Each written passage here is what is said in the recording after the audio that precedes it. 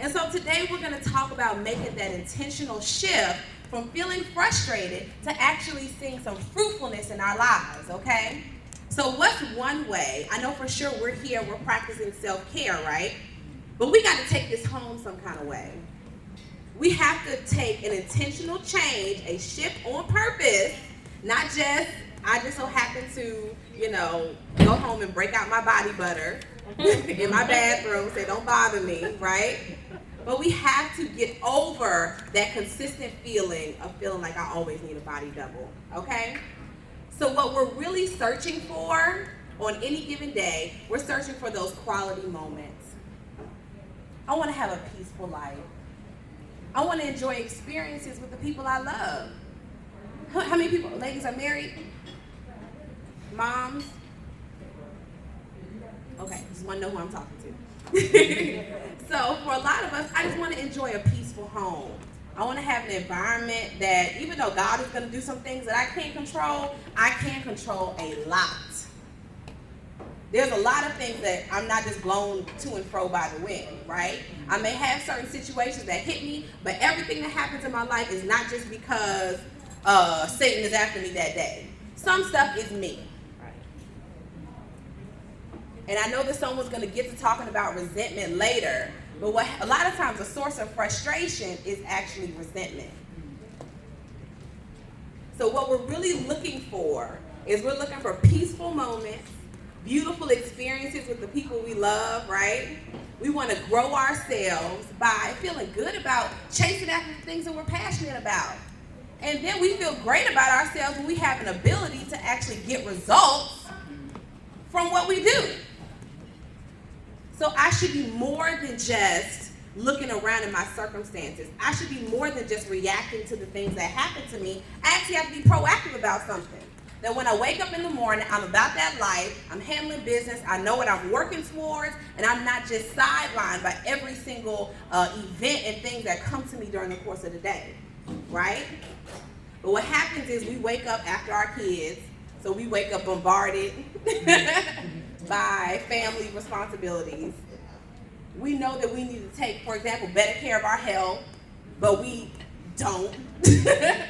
We don't get up and eat what we're supposed to eat, work out like we're supposed to do, you know what I'm saying, take care of our bodies, because nobody can live their best life or their purpose in the hospital. I can't live my best life, I can't climb stairs. You know what I'm saying? I can't. And so what really frustrates us a lot of times is all the things that I do during the course of the day or don't do that leave me feeling like, you know what, why are you even functioning right now?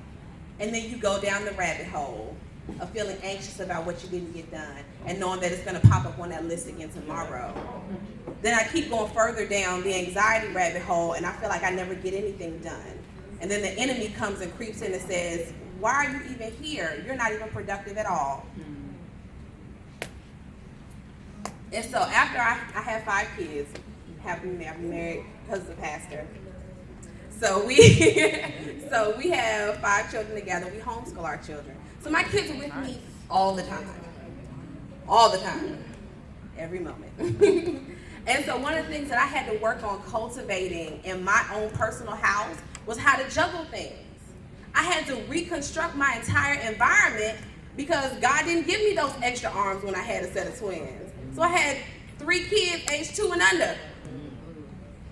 And they sitting here looking at me, and I'm looking at them like, what are we gonna do? I have no idea.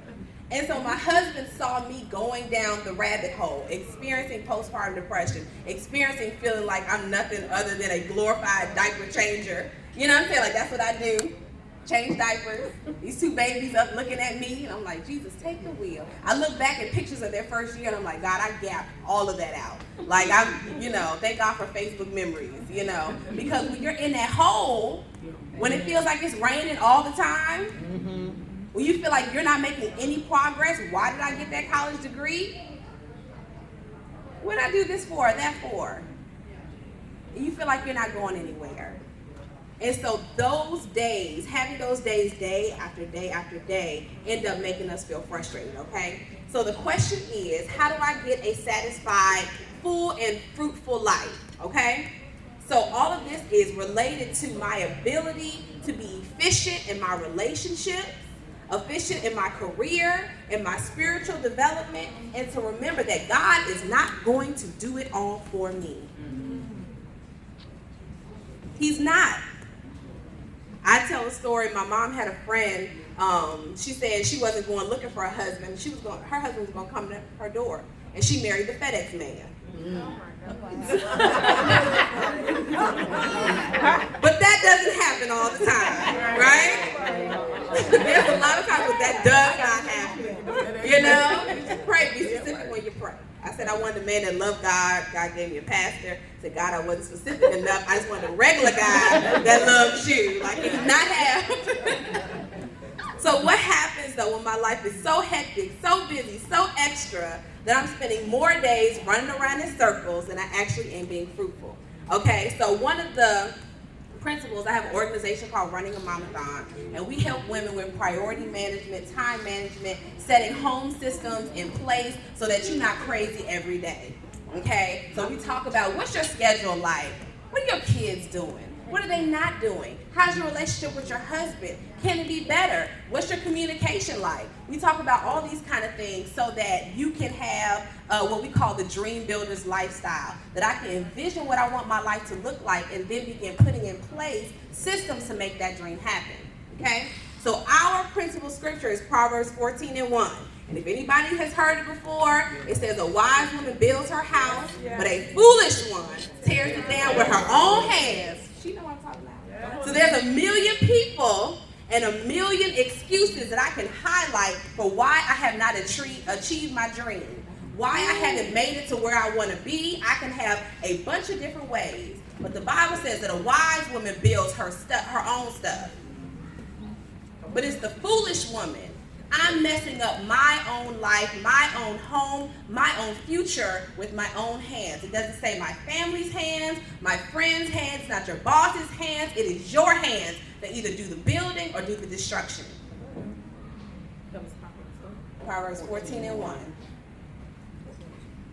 A wise woman builds her house, but a foolish one, her own hands, her attitude, her eye rolls, her resentment, her frustration, refusing to make changes that are difficult, messing it up with my own hands. And so I prayed. I said, God, show me.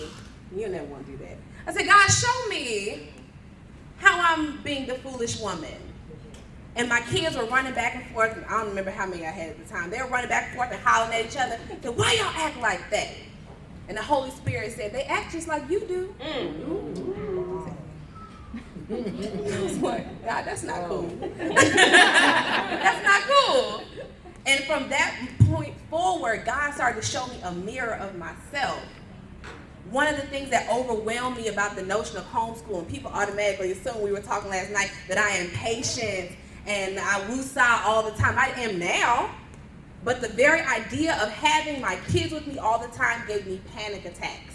I would be sitting at a restaurant and just feel my chest getting tight, thinking about them not going anywhere. I was counting down till they went to school. Not lying. Counting down. Who are these twins? Y'all got to go to somebody. Y'all got to go to somebody. And one of the lessons that God taught me was, if your children or your environment is like an out of control, raging animal, if you can't be around the people that you say you love the most, if you don't have healthy relationships at work, then you have to put into place things that are going to make it work. So I had to crack down. I had to put the hammer down. If I said sit down, you better sit.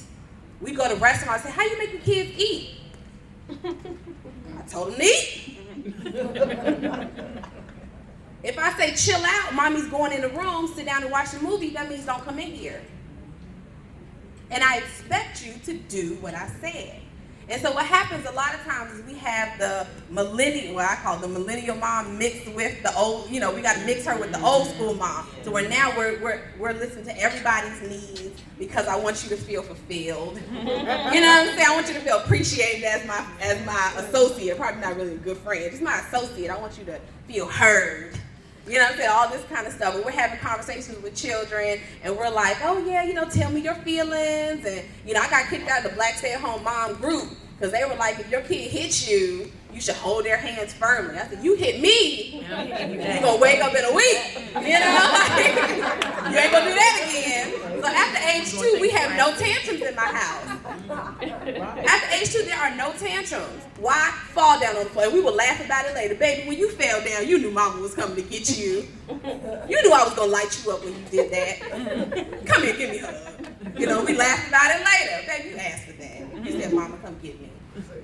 So what we're going to talk about today is a list of things that we can begin to implement, okay, to help us not feel so frustrated during the course of the day, okay? So we have 1 million people to blame. We have 1 million excuses we can highlight for why I'm not where I am. But the focus of all of this is to show the woman's power to shift her home, her environment, and the focus of her life, okay?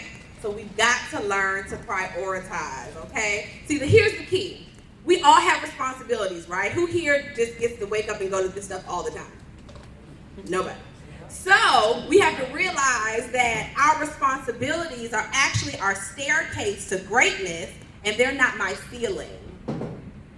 You know what I'm saying? Like, my kids, my husband, the roles that we play, working, all this kind of stuff, that's not my ceiling. That's actually my staircase to get to someplace better. And so, let me tell y'all, my husband is too honest. I got one of those husbands where, you know, if he don't like it, he's going to say so. You know, babe, what you think of dinner? It wasn't your best. You know, I like this better. That's the man I married, you know. So a lot of women are like, I want a husband like yours. I'm like, no, you don't, because he's going to tell you what it is. And so one of the things that he told me when we had our twins, and, you know, maybe they were 1 or 2, and I was like, I'm just not doing anything with my life, and going through this whole whatever, I didn't know that God was preparing something like that was blowing my mind, okay? But he told me, he says, baby, some people have more to do than you, and they still make it happen. I said, I just want to punch you in your throat. Stand you. But he was right. Some people have way more going on than you do. So one thing that we have to remember is that Mother Nature, God, gave the same gifts, abilities to everybody. Nature is neutral. Okay, so this young lady here has the same potential as her friend sitting next to her, as Tammy across the table, as all these wonderful mothers who have raised children. They're going on. Everybody here has the same level of potential. God didn't give anybody here something more than he gave someone else. So today, excuses die. Because God is neutral. We all talk about how I'm God's favorite, right? But in reality, we're all his favorite. He's looking out for everybody. And even the sun shines on the just and the unjust. So somebody that's outside the parking lot is getting God's grace with this beautiful day. He gives everybody the same amount. So when my husband told me that, I was like, I cannot stand you, but you're right. So I'm here to tell you today that somebody has something more going on than you do, but they're still going to take the tools, the hours, the minutes of every day and use it to be transformational. They're not going to use it to sit. So today we have to remember there are no more excuses for why I'm not going where I want to go. I don't have any reasons.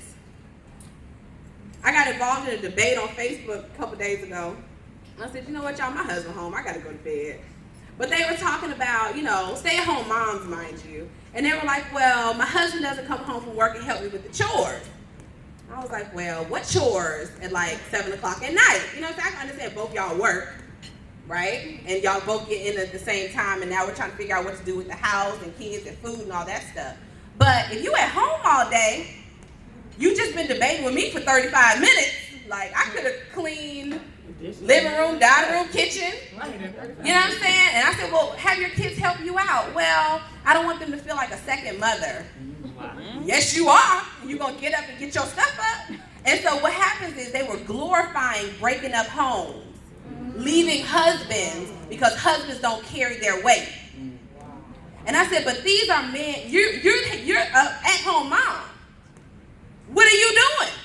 And they're like, well, people don't understand. One woman, she was like, I homeschool my children. They don't understand. They can't send their kids off. I said, baby, I'm married to a pastor. He's in school. He owns his own business. I see him when I see him. Well, I homeschool. Well, I do too. I have 5 children, 10, 8, 3, and 8 months. Try again. Well, I want to start this. I have a business. I plan retreats. I do this. I do that. You don't have reasons why you can't succeed. There are no reasons. And there's somebody that's doing more than me with the same 24 hours. So number 1, I want you to think about your wish list. If I could wave a wand today and change my life, what would I change? Yes, you have to get your pen. I know. And here's what's going to happen. Our brain cells are going to start like crackling, right? And I'm going to like, ooh, it's hurting me to sit still and think. It hurts me to sit still and think because we don't anymore. We don't just take an hour and sit there and figure out where do I want to be in 5 years. Where do I want to be? Within 5 years, I want to have been at Essence Fest. Me too. Write it down. What's on your wish list? Okay? And so your list needs to be 5 tiered. Okay? So what you're doing is you're thinking about where you want to be in 5 years. That's number 1. Number 2 is bringing that down to what do I want to accomplish this year. So the first part is making a list, your 5-year plan, how that falls into a 1-year plan. We're talking about 2019 or 2024 or something like that. So what am I accomplishing next year? I'm going to break that into 4 quarters, for example. So maybe Charmaine does another event, like you said, every 6 months. However she likes to break up her quarters or semesters or whatever. Then I'm going to break it down to what do I need to do to get there this month? Who do I need to start contacting? Who do I need to form a relationship with? What email do I need to send? What opportunities do I need to send myself to? What do I need to do? If you know you want to publish a book by May next year, you need to sit down and really map everything out. But what do I need to do by January? What do I need to do by March? So that you can actually break your goals down into something that's itemized. So 5-year plan, 1-year plan, quarters, you're going to break it down to the month, and then I break it down to the day. 5-year plan, 1-year plan, quarters, month, and then the day. Because what I do every day leads to what I accomplish this month. What I do this month leads to how effective I am in that first quarter of the year. How effective I am in each quarter means that I'm having a palm year. Hello. When I say I want to go here, here, and here, that means I need to make those connections. So I said, you know what, I don't know anybody at Essence, but I got a homegirl who does, and she's a publicist, and she works with people who are in Marie Claire, and here, and here, and here, and here. So that means I need to go talk to her. I need to form that relationship. Oh my gosh, you're a preacher's wife? Me too. Forming, oh, you have a new baby? I know about that. And forming not just a business relationship, but an actual relationship with people. Making that part of my goal, okay? So we're gonna make a list, that's number 1. We're gonna use our wish list for where we wanna be in 5 years, and we're gonna break it down. Number 2, delegate. This goes along with those folks who said, I don't know how to say no. So what happens when we delegate is there are 2 different aspects. Number 1 is there are things that only I can do. Spending time, having sex with your husband, loving your children, those are things that only you can do. Nobody else can have sex with your husband. They better not be. You know what I'm saying? So, nurturing those relationships. Nobody else can do that for you. But there are a whole lot of things that you can delegate. Especially depending on how old your children are, the people that live in your house. Yes. And so one of those women on that post I'm referring to, she said, well, I'm up at nighttime washing dishes while everybody else is asleep. I was like, I said, well, why don't you try this, this, and this? Well, that's not going to work. Okay. Excuses have to die. So the question is, what can only you do? And then, how can I translate that so that I am making moves in the direction that I want to make directions in? So what I did was, it wasn't pretty, it wasn't off of Pinterest. I put up a chore chart. I literally wrote it out, scribbled it. I said, Stephen, this is you. Isaiah, Anaya, this is you. Even the 3-year-old has stuff to do. You throw away diapers, you move shoes, you do, you know what I'm saying? Like, I got sick one time and my husband had our oldest son. He was 18 months. And when I got out the hospital, I had been in the hospital for 3 weeks. I had surgery. When I got out of the hospital, my 18-month-old was cleaning up. 1-year-old, putting his toys in the toy box, throwing away his McDonald's papers. And I'm sitting here like, what have I been doing all this time? What was I doing? So perhaps, just perhaps, the resources that are at my disposal, I am not utilizing. My wonderful friend Tammy, she saves me all the time. Sis, help, I need this, like now. And I have to leave the house for something church related. Or I got, girl, be at home, I got you. Or she'll call me, hey, can I use such and such? Girl, get it, just grab it. And we form that relationship where we just go back and forth. Delegate. We want to wear the hat, but what they say, jack of all trades means master of none. So here I am trying to carry the load, trying to be superwoman, trying to do all these things in my house, in my job, and I'm all over the place trying to build things. And because I'm trying to build everything, I'm actually building nothing. And then I'm actually being the foolish woman because I'm really messing up more than I'm building. And so even the people that live in my home, how can I transform my situation? How can I put systems in place so that I'm not stressed out? Just the fact, my kids can clean up, right? But I hate having to talk y'all through all of it. I just be tired of talking. I'm already with y'all all the time. I don't feel like talking to you about it. So my resolution is just go look at the chore chart. It's time to clean up. And they walk over to their paper. They look at their job. Everybody has a region of the house they're supposed to attack. And if it's not done, I'm not like, who didn't do the dining room table? Because I automatically know that's Isaiah's job. You know what I'm saying? Like, there are systems to put in place so that when I'm talking to my husband, for example, or the people that you love, you care about, you live with. My husband stands for a living. So I would have an attitude sometimes that he would take the trash out. So he said, well, listen, we talked about it. I said, babe, I really don't want to, take the trash out. So then he said, well, you know what? Leave it on the porch. So when I walk home from he stays for like 10, 12 hours a day. He said, when I walk in the door, I can see it at the door and just take it back out. Because once I come in the house and I take my shoes off, I just don't feel like getting up anymore. Squashed. Communication. Delegating. I don't have to do everything. But then when I'm trying to do everything, then I got an attitude because I'm doing everything, and I'm overwhelmed, and I'm anxious, and I feel like I need somebody else to come and move in with me to help me take care of all the stuff I have to do when I just shouldn't be doing it all. So make your list, your 5-tiered list, and then delegate. Okay? So one of the reasons that I told you guys to sit down and start working on the list is because of number 3. I want you all to commit to quiet thinking and learning. Commit to quiet thinking and learning. So we're going to mix a little, what they say, business and family together. Okay? The top people in an industry read or study for about 2 hours every day. I want y'all to think about the 1 and 2 percenters. Those people who are making in a year or a month what we're probably making our whole life. Those people.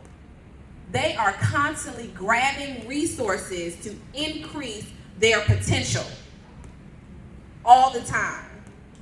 So what do I do as a priority management consultant? I instantly go after things that help me balance better.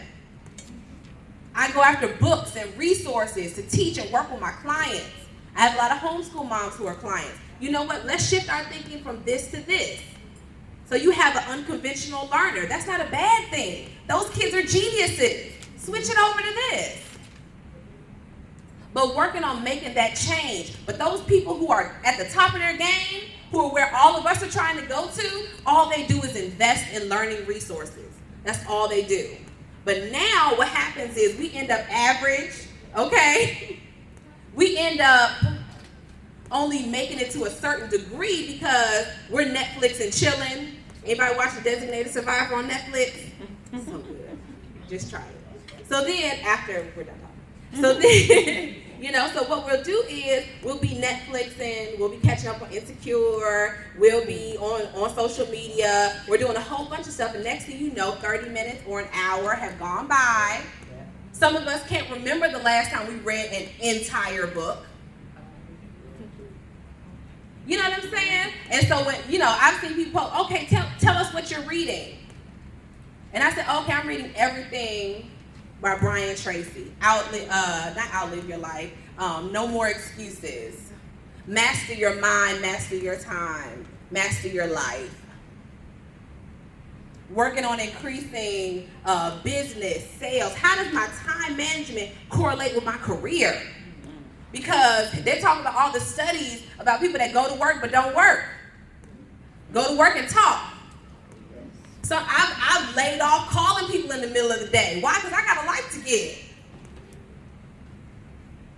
I have to homeschool my children. We may have to go to and fro for church business.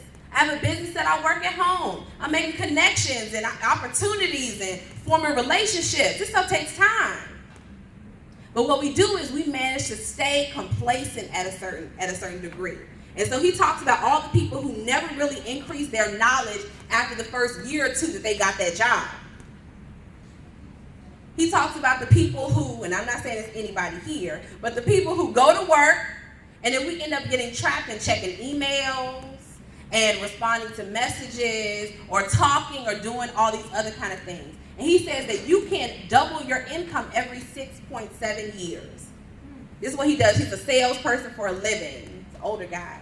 He says about every 6.7 years, your income doubles. So where you are at age 20, once you get to 26, 27, if you were making $20,000, let's flip to 40, right?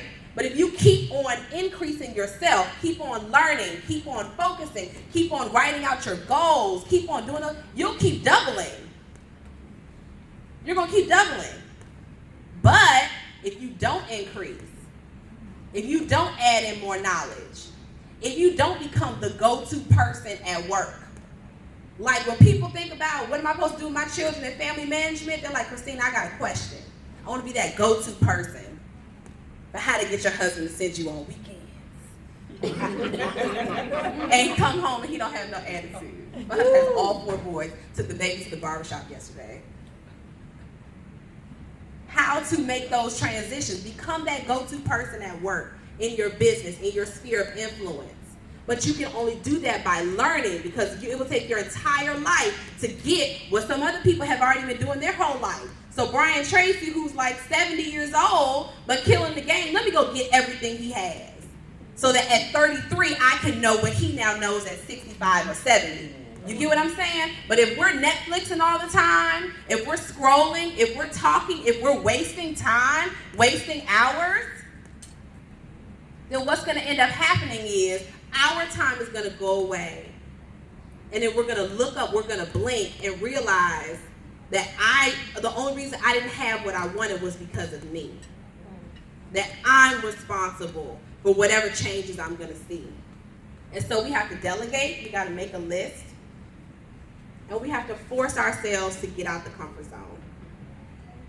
So a lot of frustration comes from actually not moving forward and then pointing fingers. So what would happen is I would tell my husband, well, the reason I can't do this, this, and this is because of you, your schedule. I don't know if you're going to get called to something at the church, blah, blah, blah. He said, all you have to do is tell me what you need or what time you need it and just let me know, remind me. He said, now I'll make sure that it happens, or I'll make sure that I'm home so you can go and do this and this. And it was interesting that in that conversation that we had on Facebook, and she said, I shouldn't have to ask my husband to help me. I shouldn't have to, and that's what we do sometimes inside. Even married, you don't have to be this independent woman, all this kind of stuff. You just don't want to ask. We just don't want to ask for help. But ask asking for help, being humble, being open, communicative, all these things are uncomfortable. I don't want to have to say to the people that I care about, you should know that I need this, or you should feel like we haven't been on a date in a while. You should feel it. So then what happens is, I want to say it's Matthew 7. God kicked me on this one. So it's Jesus, and he's talking about the hypocrites, right? He says, when you fast, don't be walking around all bent over, ashes all on your face, right? Doing all this other kind of stuff, so that everybody knows that you're giving up something, right? And so God was like, why you do your husband like that? I said, what you mean, God? And he said, what you do is, we go, in the kitchen or wherever you are, in the bedroom, wherever. And when he's still playing his game or watching TV or whatever, I pay you no attention.